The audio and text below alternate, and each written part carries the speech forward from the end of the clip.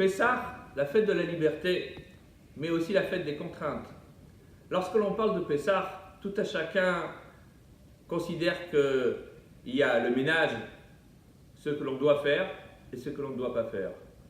Mais la question qu'on ne se posera jamais, c'est que doit-on réellement faire pour Pessah? A-t-on l'obligation de démonter toute la maison? Se doit-on de tout mettre sens dessus-dessous? Ou alors ne confrontons pas le nettoyage de Pessah avec le nettoyage de printemps?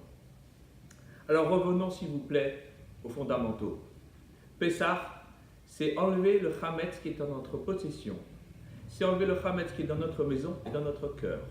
C'est nettoyer certes, mais non pas récurer, non pas faire en sorte que la maison devienne brillante comme un sous-neuf, c'est bien, mais ce n'est pas obligatoire.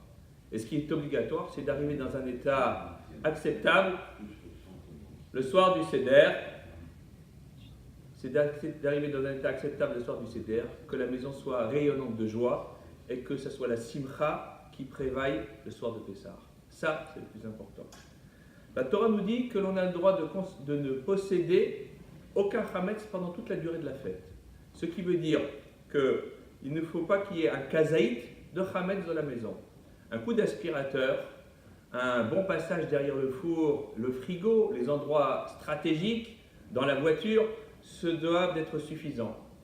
Et puis, si avec tout cela, on a oublié par mégarde un petit morceau de pain, une petite miette même, eh bien il y a ce que l'on appelle le bitoul, l'annulation qui la veille de Pessah prononcée, après l'abdika, après la recherche du chametz et encore le matin, lorsque l'on a brûlé son chametz pour s'en débarrasser, eh bien sera là pour nous empêcher de transgresser un interdit grave de possession du chametz pendant Pessah. Et donc, en fonction de cela, on se rend compte qu'il n'y a pas besoin de récurer le parquet, de laver les rideaux, de se tuer la santé. Non, ce qui est important, c'est de préparer Pessah dans la joie, en connaissance de cause. Et pour cela, eh bien, c'est ce que la Torah nous enseigne.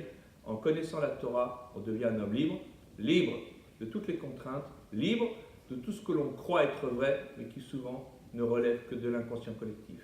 Pessah Kasher de sa mère.